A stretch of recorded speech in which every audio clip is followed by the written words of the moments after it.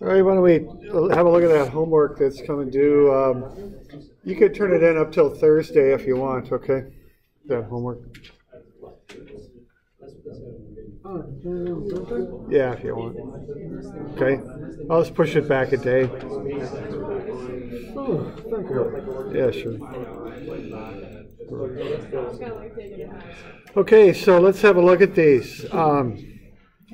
So these are these work energy problems. And so when I'm doing these things, I first recognize them for what they are, and then I put them into that table is how I approach them. Okay, so this first one here, we're just got a block going down a ramp. So what you need to do on this thing is to get the potential, spring, and kinetic energies, start with that, and then find the work. Now for us, work is generally speaking friction. What work does is it takes energy and takes it outside of the system, okay? So that's what work does. So friction, what it does, it takes energy and it turns it into heat, and then it just dissipates and it's gone, okay? So that's what friction does. And that's generally speaking the source of work in our problems. I mean, I don't know, there might be other sources, but in mechanical systems, that's generally what I consider to be work. Okay. So what you want to do here is to find the frictional force, and that comes out to be, I think it's 4.64, if I remember right, for the friction. Yeah. Okay. So that's the friction. Now, remember to multiply that by the distance over which it acts. So you just don't use the friction. You got to multiply it by the distance. So that's the force of friction, and that's 4.64. Okay. So what you want to do then is just kind of work on through that. We all good with the friction? Do we got any questions on coming up with that? Doing all right? Okay. All right, so the potential energy there, what that's going to be, you want to get the weight of the thing too. You're given the mass. So the weight, what that is the mass times gravity, of course, and that comes out to be 29.4 newtons. So the potential energy then is going to be 29.4, and then what you want to do is multiply that by the height, and you'll have to use a bit of trig on that. So what do you got there? You've got the angle is 38 degrees and the hypotenuse is 4. So between those you should be able to come up with the height, and that's 2.46 meters, I think is what that is.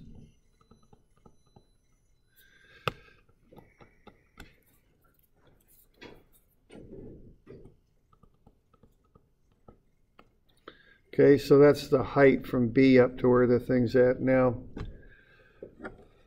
All right, and then you got the mass and you got the velocity. So you could come up with kinetic energy too. All right.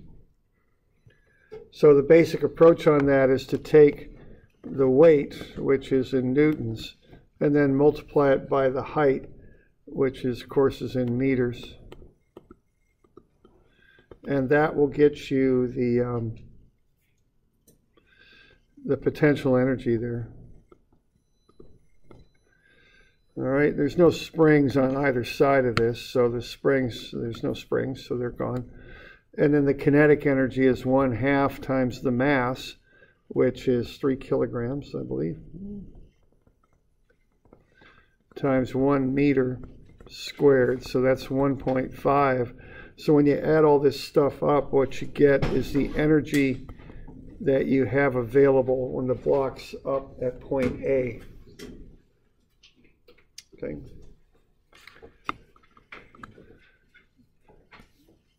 Now what you do next is you take the force of friction times the distance, and that will get you the work. And the work is a negative quantity. It's 18.56 when you work it out. And that's a negative, because we have friction, and that takes energy out of the system. So what you're left with then is 55.43. Okay. And then you just kind of see what types of energy that ends up equaling. You're down at the datum because you're calling the datum here at B. That's quite often what I do. I call the datum to be the lowest point in the system. That way I don't have negative potential energy. It's all positive. So there's no potential energy. There's no spring energy. So what that means is all of the remaining energy, the 55.43, is kinetic. And that equals 1/2 mv squared. So you can work your way down and solve for V based on that. And the block speeds up a good bit. It's 6.08 meters per second. Okay. So that's the basic approach to solving these types of problems.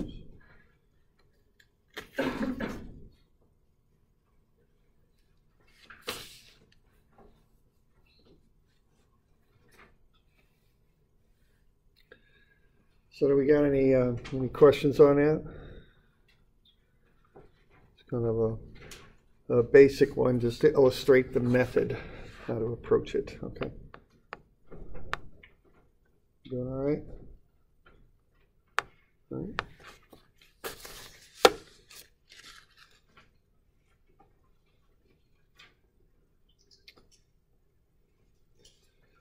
All right, so that's that one. Okay, the other two get a little trickier, and but you know, there's reasons for having these types of problems in here, as they both illustrate some things that we want to know. Now, this one here has a couple things going on in it. What's going to happen here is you've got that spring, and that's going to push the ball, and the ball will swing up to that location. Now, the spring will push out when it does that, and there's a bit of a stopper there that will stop the spring. So when the spring extends fully, it'll stretch out a little bit, but it also will stop at 0.32. Okay, that little ledge there will not allow the spring to expand to its full length. See, the uncompressed length of the spring is 0.42 meters. Now, it's only allowed to expand out to 0.32. So even after the ball has left the spring still has energy in it, okay? So you want to understand that. The other thing here is that as the ball travels, there is a force on it, but the force is through that string. So the force is going that way. That's the tension in the spring. And the velocity is going that way. And there's a 90-degree angle between them. Okay? So the velocity is always perpendicular to the force. So what that means is F cosine theta ds. Okay, that expresses the work that's occurring for an instant there. What that is, being as theta is 90, is that comes out to be 0, okay? So F, the work done by that cable or string or whatever the heck you want to call it is 0, okay?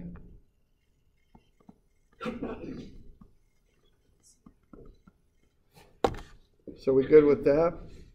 And just remember that one. Whenever you've got something going in a circular pattern like that, there's no work done.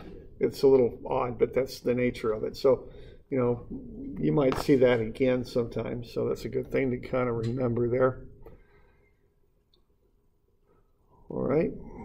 Now, what you've got here is you've got that spring, that's pushing the ball. So basically your system is the ball and the spring. And when the spring, in the beginning, the thing's at rest, and the spring is going to push on that. So at position A, let's say, the spring energy, what that's going to be is 1/2 Ks squared. So that'll be 1/2. Now K is given there, it's 60 newtons per meter. Now what S is not the length of the spring, it's the amount of compression in the spring. So what that'll come out to be there is 0.24 meters. And you square that, so remember to do that. And what you get out of that is 1.73. Now what this 0.24 is how long the spring would be if it were just sitting there, like if you just laid it on the table without any forces on it, it would be 0.42 meters long. But then what you've got is you're compressing it to 0.18. So if you take the difference, what you get is the amount of compression in the spring. It's 0.24 meters. So that's where that 0.24 comes from. So remember to use the 1/2 Ks squared formula for the spring energy, and also remember that S is the compression or the stretch in the spring. Okay, that's how you define S. Okay.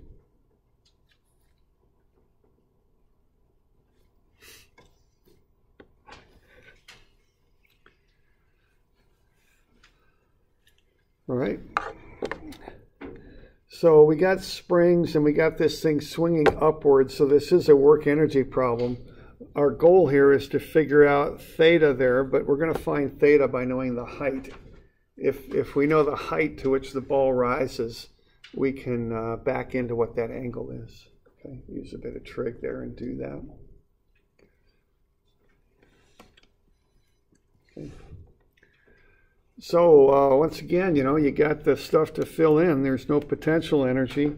We just found the spring energy at the beginning position, and that's 1.73. And it starts from rest, so that's 0. So you're starting off it with 1.73. Okay.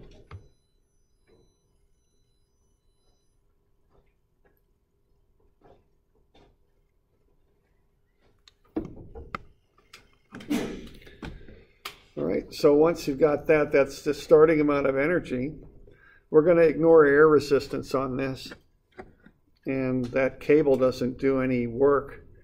So there's no work done. See, it says 0 work situation there. And then you got 1.73 left over. And you're going to see how high the ball goes is what you're going to do. Yeah, question there. I have a question that doesn't really make sense. If you stop the spring prior to it getting to the 0.42 length it would go to, how can you say that all the energy is transferred into the ball? Wouldn't it like transfer some of it into the stop block? Yeah, it's a good point. I've kind of wondered about that too sometimes. I don't know if it's transferring energy into the stopper because there's no displacement when it hits that thing. And again, I kind of keep coming back to this, and I guess I'll come back to it again. These analyses are models, and I don't know if this is perfect or not. I don't know if all that energy from the spring goes into the weight or no, but that's how we treat it with this model.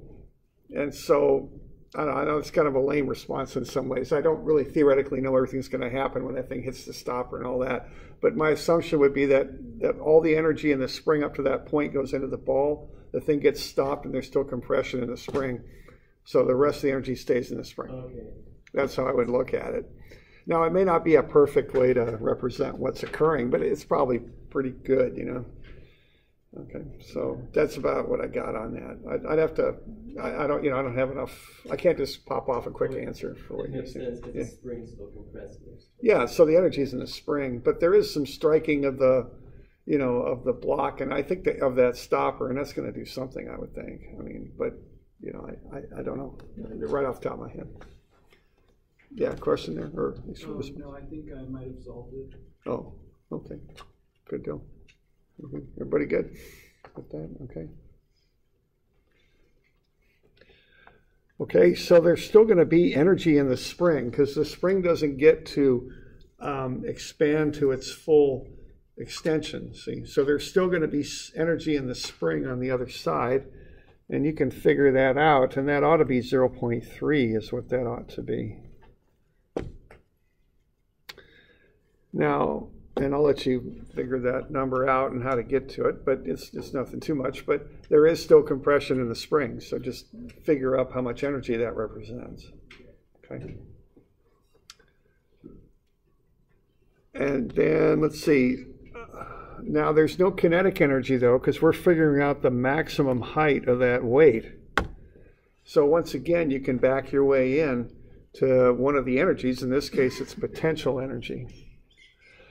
And what you're going to get there for potential is 1.43, I think it is, okay?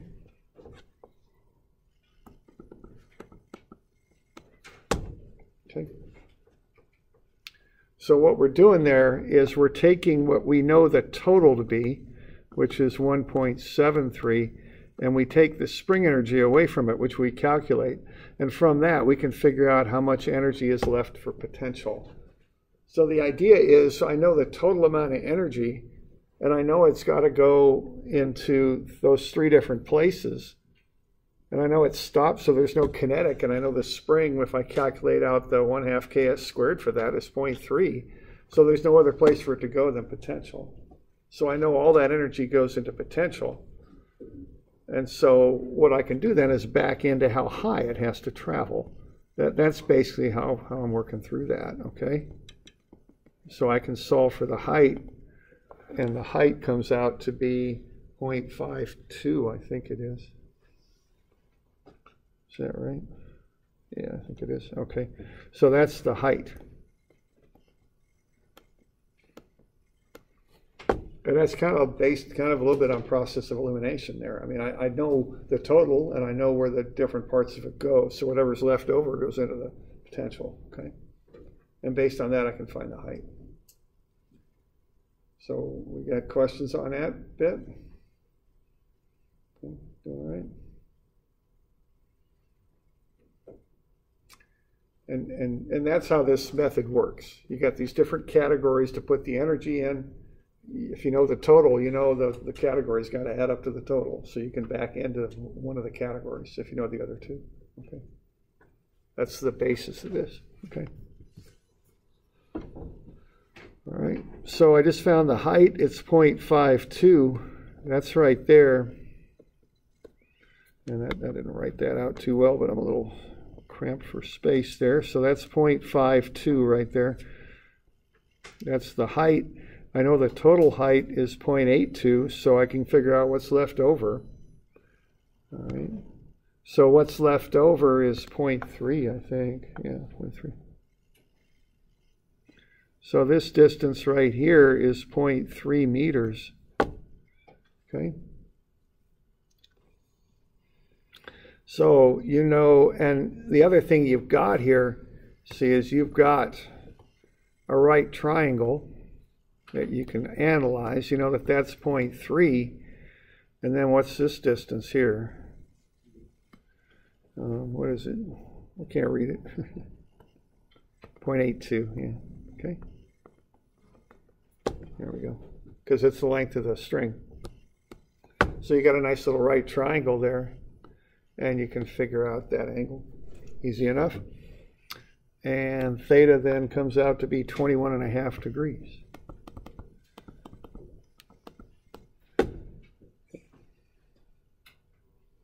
All right. Okay. So that's the approach on that one. Okay. So you can use energy. Now I know I'm going to use energy on this because I've got a spring in there and I've got a height that I want to solve for. So energy is a good approach. Energy solves for distances, is what it does quite often. So then I can go ahead and use that approach. And also the two things on this that you learn about energy is one is that normal force of the string does not do any work. And also there's energy retained in the spring at 0.32 meters. There's still compression in the spring, so there's still energy in the spring. Okay.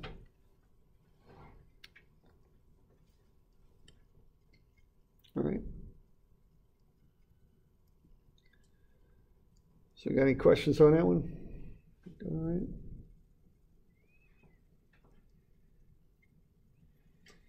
Okay.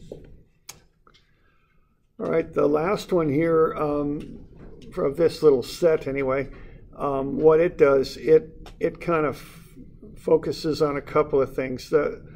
I guess the main thing this focuses on is that energy is a magnitude. You do not vectorize energy. There's just an amount of energy that you've got, and whichever direction it goes doesn't matter. And what I mean by that is, on this one you look at the collar sliding down to here, and when it does that, of course, the force it's going to exert, or excuse me, the force of the spring on the collar will change direction and magnitude both. If you were to do that thing with F equals ma, it would be very complicated. You'd have to find some sort of integral to account for the changing direction of the spring, okay? And that would be difficult to do. You'd have to know that angle theta in there, and as it changes over time, okay? And that would be hard to do. So with energy, you don't have to worry about that. With energy, all you care about is the total amount of energy. That's it. It's not about directions. It's just about a magnitude, okay? So with this one here, you just need to get the length of the spring, and and a few other things. So you've got 0.84 here. You've got the unstretched length of the spring is whatever it is, 0.65. So you can figure out, the amount of stretch in that spring. It'll be the difference between the unstretched length and the 0.84. And then you can also find the height of the spring. So I would put datum right here, and then I would get S for the spring up there is the 0.84 minus the 0.65. So that's 0.19 meters, and that occurs at A, okay? So the spring energy at A is 1/2 times whatever K is, which is 40 newtons per meter, times that distance S, which is 0.19 meters squared, and that'll get you the spring energy, and that's 0.722.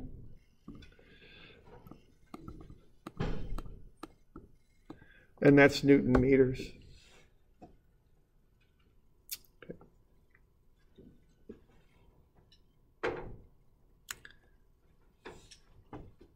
All right.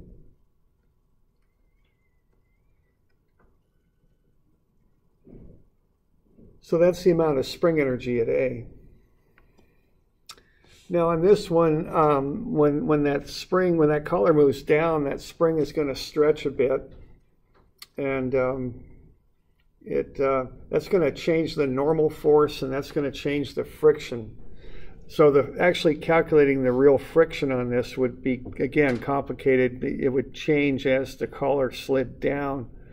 So I just gave you an average force of friction, okay, just to simplify that whole process. All right. All right, so once again, you've got this chart to fill in, the potential energy up there when you work that out above datum, because remember we're calling point C datum. Datum is the point you measure from. It's where the elevation is 0, okay? So that comes out to be 3.41. And then the spring energy is 0.72. And I think it starts from rest, right? Yeah. Okay, thanks. So that's 0 for the kinetic. So that'll get you the total energy. And that is 4.13 as I've got it here. Okay, then you got the work. And that's 0.46 negative. So when you go through everything, you get 4.67 left over. And, you know, you're going to have kinetic, you're going to have spring, and you're going to have potential. You're going to have all, or no, you won't have any potential, will you? Okay, zeros out.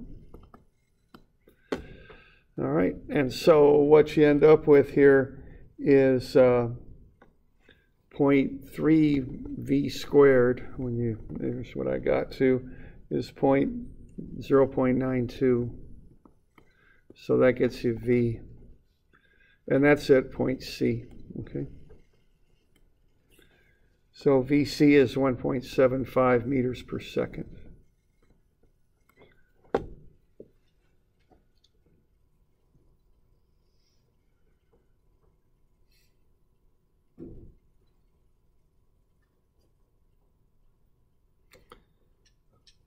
Got any questions on that one?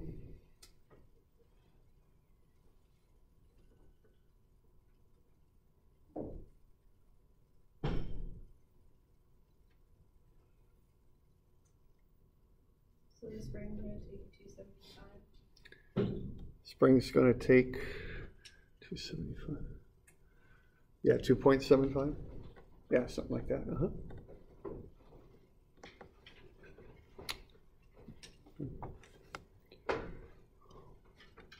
Okay, good with that one. We doing all right? Doing okay? Yeah.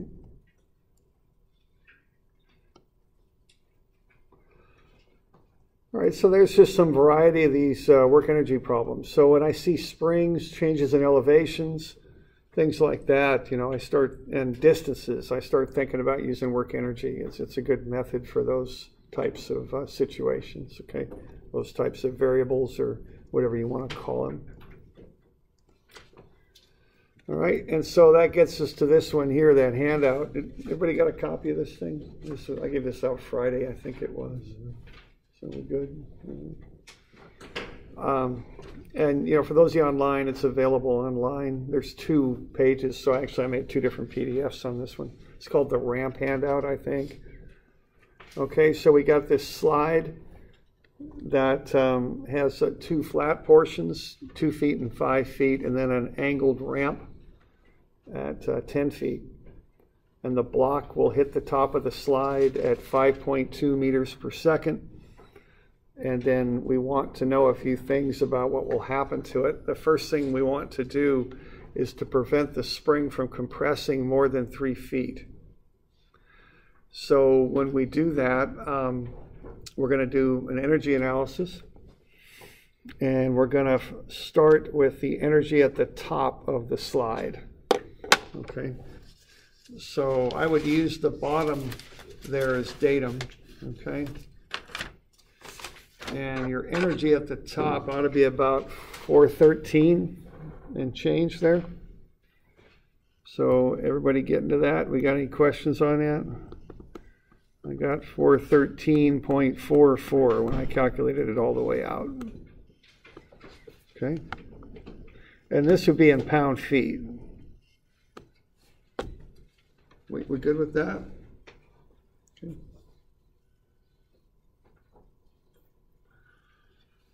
All right, now what's going to happen is you're going to get energy that is lost as the block slides or goes down this slide. And you're going to have to break that up into 2 pieces. So when you do the energy coming out, you're going to have basically a flat portion, and that's 2 feet on the front and 5 on the back. So you can just think of that as being a 7-foot portion of the slide, and then a 10-foot portion, I guess. I mean, you know what I'm saying? It's 7 flat and 10 ramp. Okay? And the fact that the 2 and the 5 are split into 2 different sections really doesn't matter. It's going to be 7 feet of energy loss. Okay? And the reason you need to kind of look at it that way is because the normal force will change. Okay, so over the 7 feet, the normal force is pretty simple. It's just going to be the same thing as the weight. But once you get on the angled portion, the ramp, you got the weight coming down like that. And so the normal is going to be at an angle. And so that's going to get a little bit more complicated. All right. So you have to treat that as a 7-foot piece and a 10-foot piece because the normals are different. That leads to different frictions. Okay. So we good with that? And remember that what work is mu Fn. That'll get you the friction times the distance. So remember to include that distance portion in there. Okay. So what you're going to have here when you work through this thing is you're going to have the 413.44 minus the work. And that's going to go into these different things that you want to solve for. So we got 413.44 minus mu Fn times the distance. And that's going to equal what's left over there, okay? Now, so you've got a net amount of energy on the left, and you equate that to what you want to know about the right. And what you want to know about the right first is how much that spring will compress. Now, when for the spring, what you've got is S max, the maximum spring compression, occurs when V equals 0, right? Because when the spring's at its maximum compression, the block's stopped. So there's no velocity there. So what you're going to do is take all of that energy available on the left and equate it to 1/2 ks squared. Okay?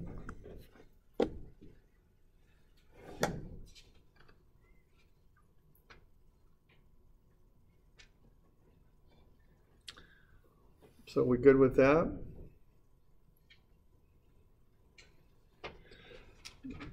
Now, and I got to be a little careful here, don't I? And how I'm expressing this. I'd better put a summation sign in there because the normals change. It's not like there's just one normal times one distance. Okay? So I want to be clear on what I'm doing there. So what did I have at the front of that dang thing? Okay, so what is it, 413 or whatever I had? 413.44, okay.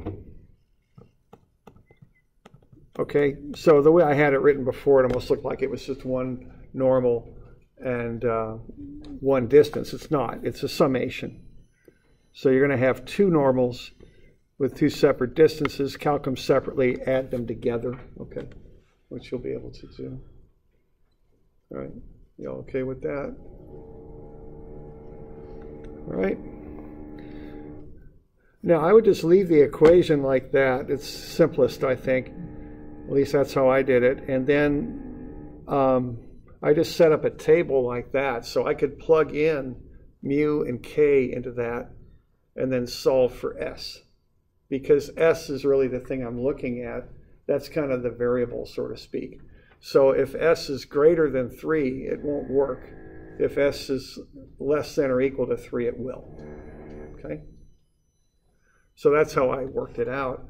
Now, why don't I just give you one of these just so you can kind of check and see how you're doing. When I plugged in mu as 0.2 and k as 150, I got 1.71. And when I did that, I got a cost, I think it was $77.90 is what I got. So there's one you can kind of check and make sure that you're on the right track with it, okay?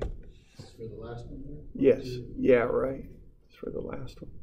So I wanted you to set up MATLAB or Scilab or a spreadsheet or something to program this. You know, it's nothing much. You just do the formula in there, plug in the different values. Just copy that up, copy up your page and turn it in, okay? And, you know, that's just a check answer for you. That's not the one that's the best one. There's others that are cheaper, but that's one that'll get you, you know what I mean? You can see if your spreadsheet's working right if that last one comes in.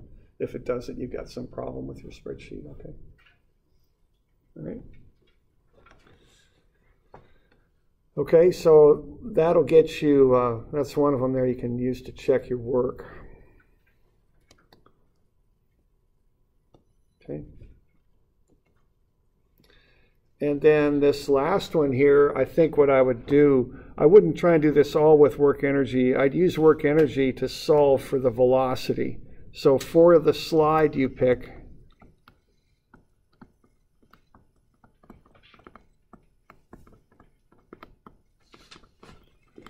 from parts 1 and 2. What I would do here, I would find V. And then once you've got V, I would just look at how far that thing's going to drop as it travels into that drop box, okay? And I'd set my height for that. So I don't think I'd do work energy for that very last part. I think you could do it, but you'd get into some component. It would just get a little tricky, and so it's easier just to look at it with just straight kinematics or something like that, I think.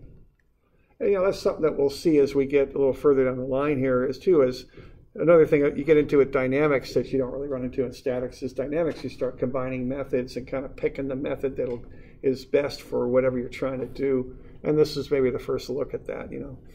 We'll get into more of it with momentum. You seem to combine momentum with a lot of different things when you do more advanced analysis, okay?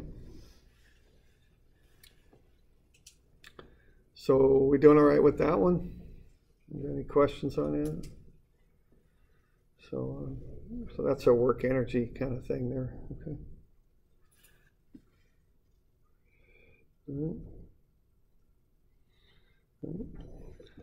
All right.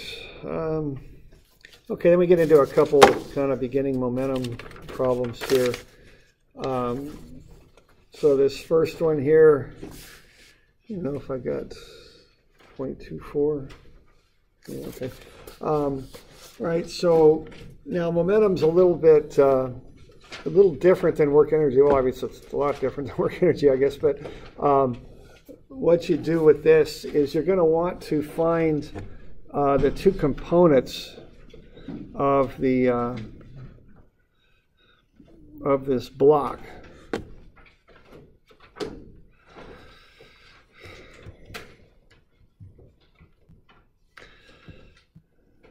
There we go. Of the weight of the block. Okay, so the weight of the block is 47 pounds. And what you're going to come up with then is 23.5 doing that. You're going to come up with some friction also, all right? I'm having some pen problems here. Of course. Where is that stuff going? There it is.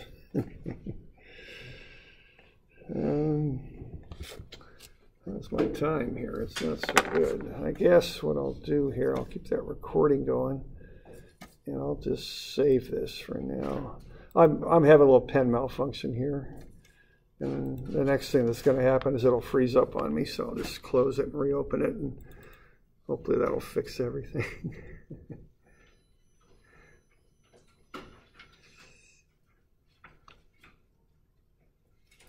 All right, so let's see what we got. Open, homework. There it is. Okay, so what we're going to get there is that's a 23.5 is what that is. And then we're going to have some friction pushing back. And so what you're going to want to do on this is just use this formula here. So you're going to have the mass. Now what the mass is 1.4 1.46 slugs. That's that mass unit that you use in the English system. So what you're going to get there when you apply this equation is 0.35. And then you're going to have a plus here. And what you're going to do is you're going to have plus F times time. And that's going to equal 1.46 slugs times the final velocity. And so you can solve for the final velocity, and that comes out to be 18.4 meters per second, okay? So this is a little different than work energy, as I mentioned. You know, in work energy, you would not count that component as work, but in it is impulse, as it's called.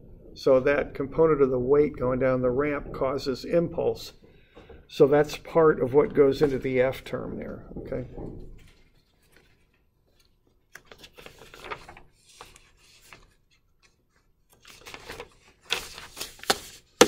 We good with that? You got any questions on that?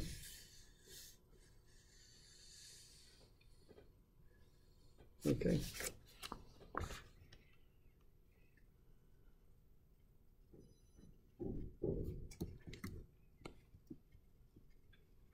Okay, this next one, I wonder if this stuff will erase.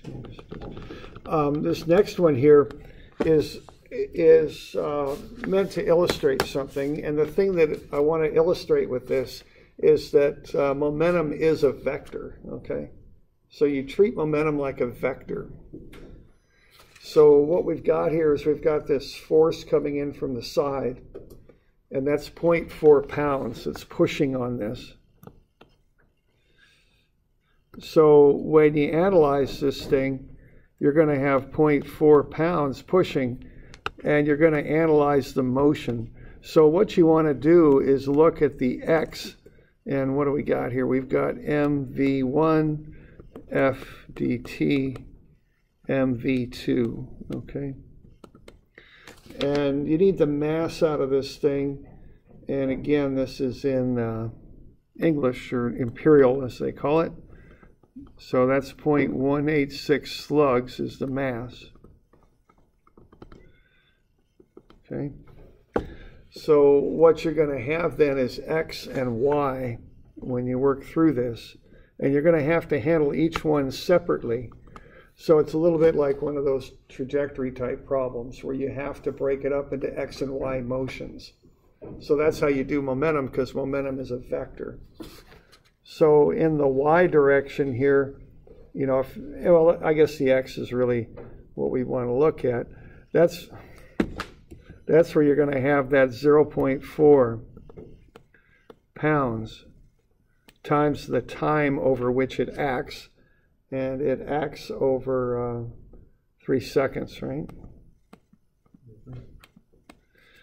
All right, now what's the beginning x momentum?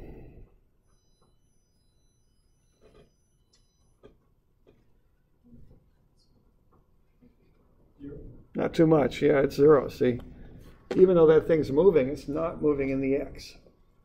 So that wind only affects the x momentum. And so what you can do here is solve for Vx. That's what you want there. And Vx is 6.44.